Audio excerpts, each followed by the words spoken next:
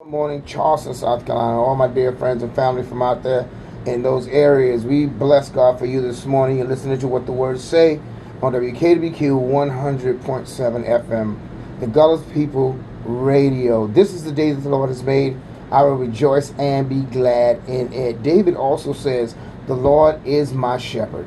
I shall not want. He maketh me to lie down in green pastures, leads me beside the still waters." And then David said, "He restores my soul." Those times when, and the world we live in right now is very uncertain. But in those times when our spirit is upset or contrite or just discouraged, David says he will lead us beside the still waters and he will restore our soul. So trust me, put your faith in who God is and in the scriptures, and trust me, God got us. God got us in this time of trouble.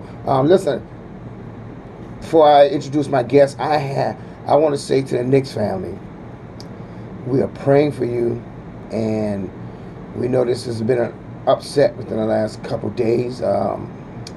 My family, the Knicks family from Sheldon, and we lost Jason Knicks to gun violence in Florida. He just bought a home, and we're praying for you, family. We're praying for you.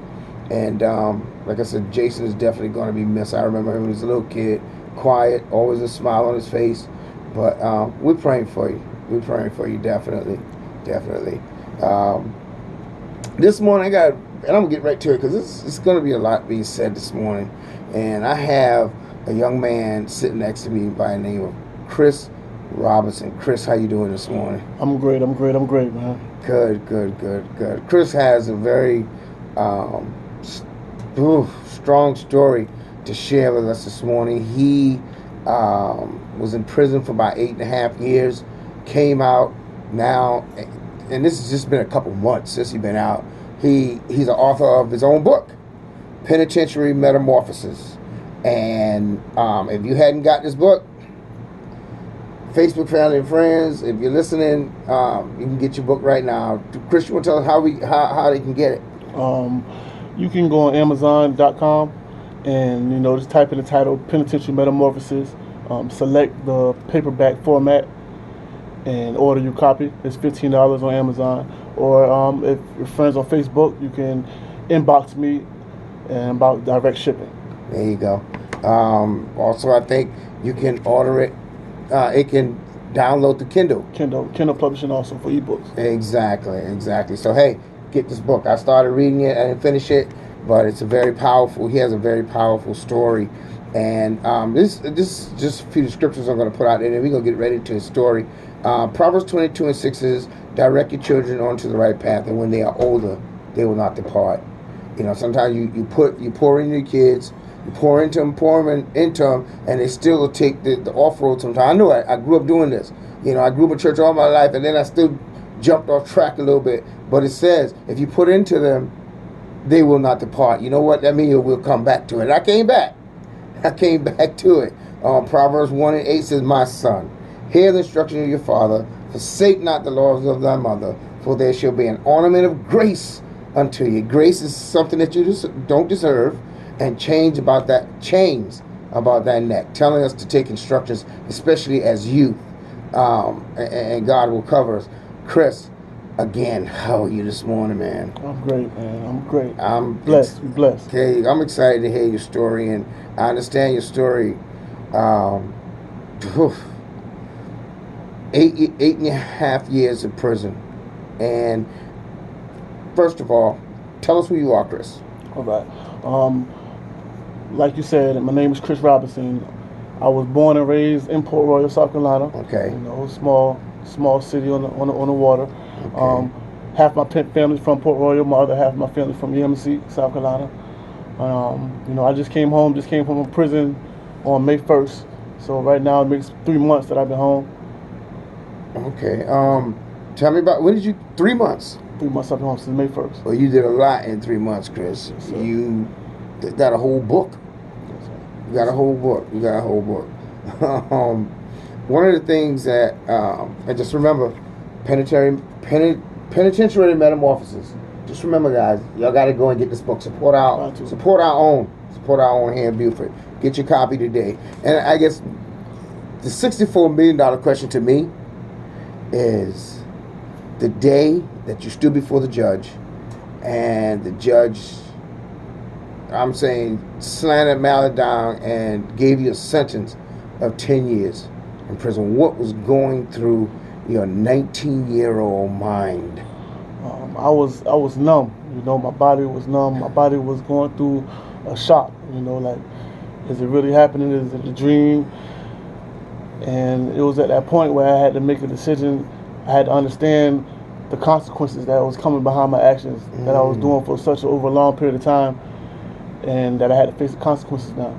You know? Yeah. But just my body was going through shock. Just understanding I was gonna hurt my family, understanding I was about to be gone away from my family for a long period of time. You know, it was a lot to deal with, especially at a young age of 19. You know, the brain is not really developed. You know, I don't have I never experienced no man experiences, Right. responsibilities, Right. You know, so it was a lot. It was a lot to take on. Fresh out of home, fresh out of the house, fresh out of high school. Fresh out of high school. Fresh out of high school. I just walked across the graduation stage like a year prior. You know, so it was a lot. And when you heard that, and I'm assuming that when I read a portion of the book, your family was in the courtroom with you.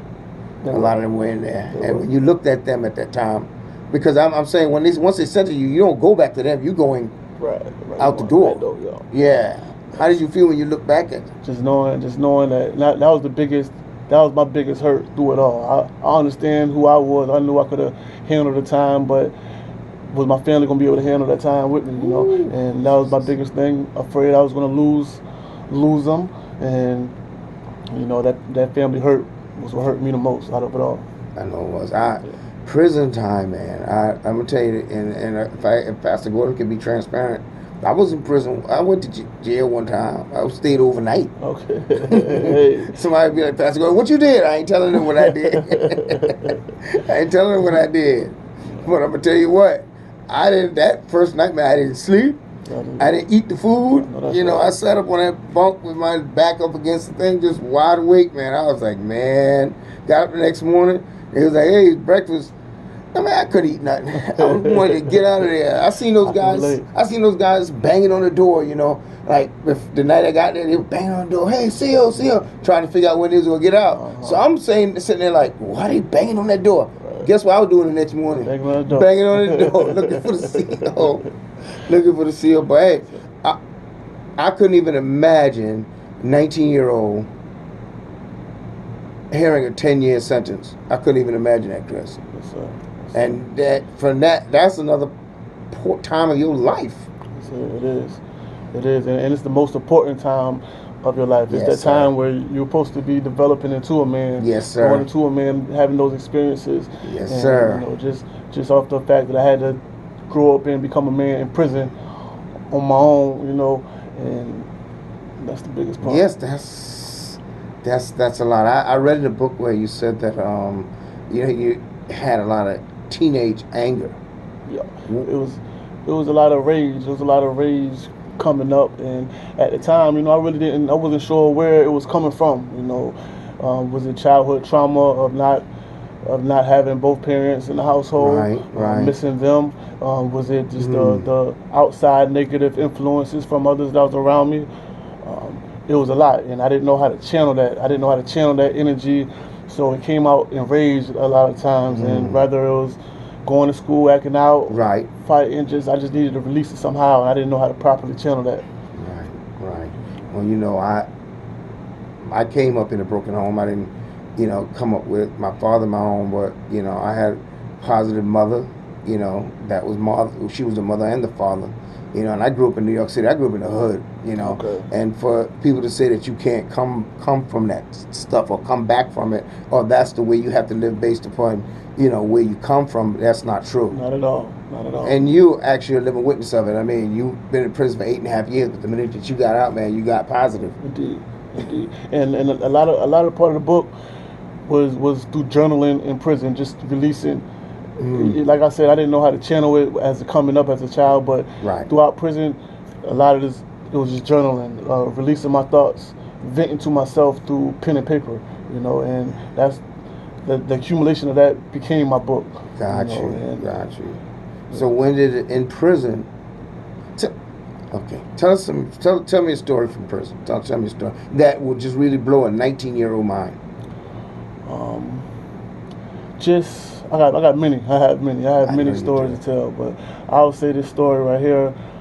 Came from an old school. I just came in, and he was down for like 20 plus years already, and he used to watch me. He never used to say too much, but he used to watch me, and he seen that I wanted to change in myself, and he approached me one day and he was like, yo, you know, young blood, how you utilize your time will determine either success or failure.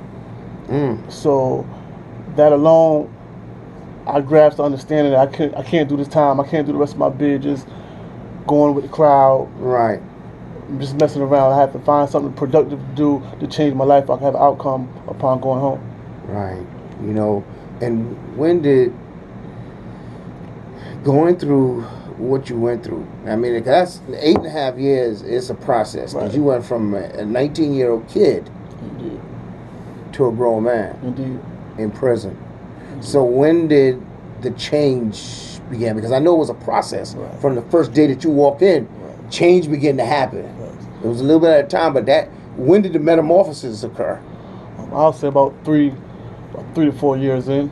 3 or 4 years. When you first go in at a young kid like that, you're observant. So much is going on around you. So much of things that you have no experience. You never seen this. It's a prison culture, so it's different. It's a negative environment, and just sitting back and observing and understanding that if I allow this influence to get to me, I'm gonna become just like everybody else around me. So it was through that, just sitting back, observing, understanding what I wanted for myself, doing self-assessments and making a decision like I want different results in my life. Woo. Man, well, you know what?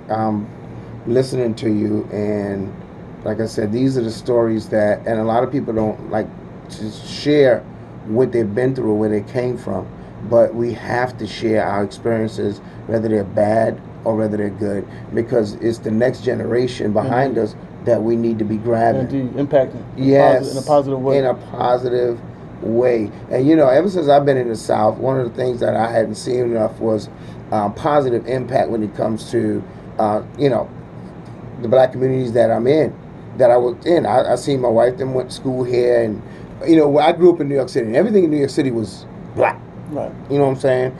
The schools, we had people like Martin Luther King's dad, Coretta Scott King would show up at the school. We had positive people, man, that had impacts. Vernon Jordan, Muhammad Ali. Those are the people that I saw at my middle school. Okay. You know what I'm saying? And being able to see positive people like that telling us, hey, y'all don't like reading, but this is what you got to do. Muhammad Ali came out of school and said, hey, I didn't like to read.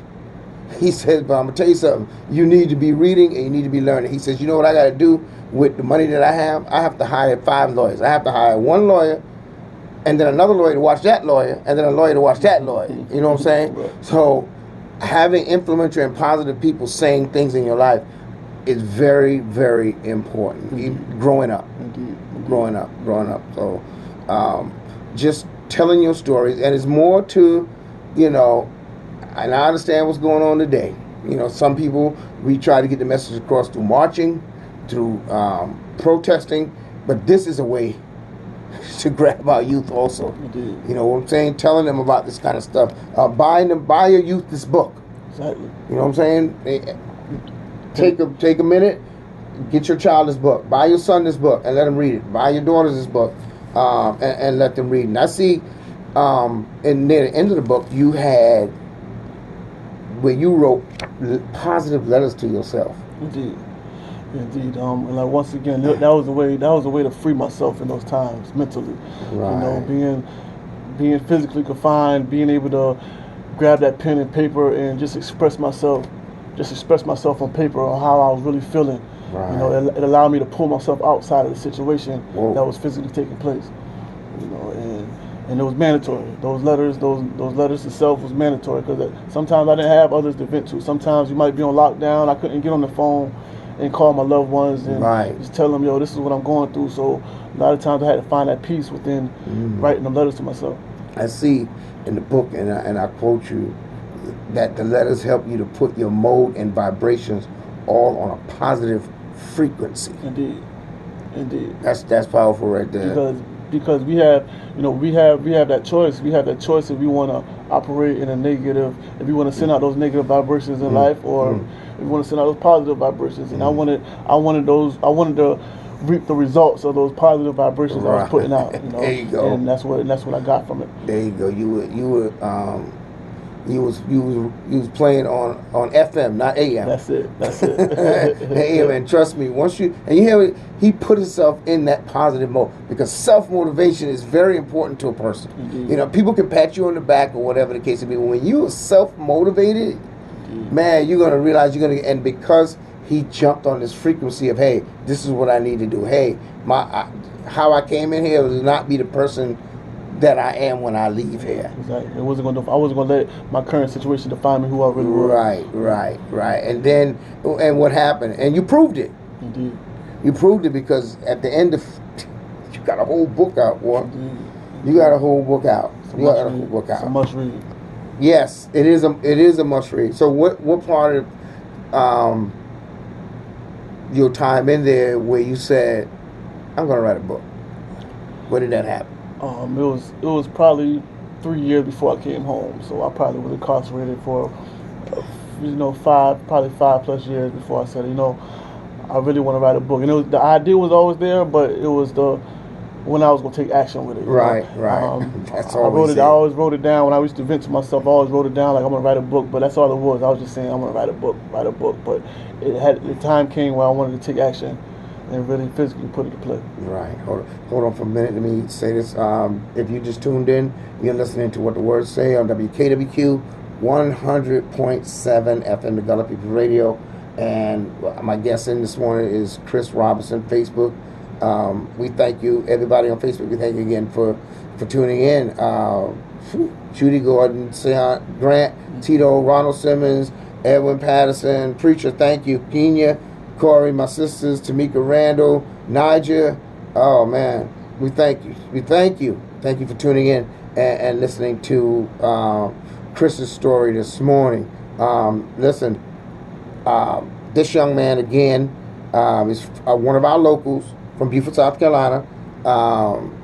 Chris Robinson, and he's the author of a new book telling you his life in prison, his penitentiary metamorphosis, and how it took place. I see in the book that you talk about your sister.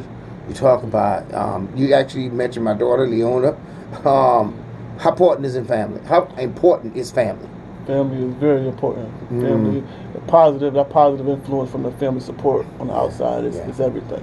Yeah. It's everything. You need it because they're on the outside. They're gonna be able to expose you to just other things. That's gonna keep you pushing throughout your time in there. Yeah, I see some of the long talks that you had with your sister help you internally. Indeed. It really did. The visits, every visit we had. We never spent just idle, had frivolous conversations. Right. It was never that. We always was building upon something. To better myself. Right. On the outside. Right. And I remember when you went in.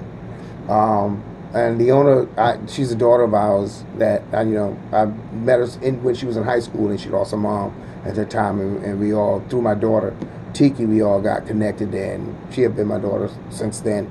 And I ain't gonna lie to you, I asked her, I said,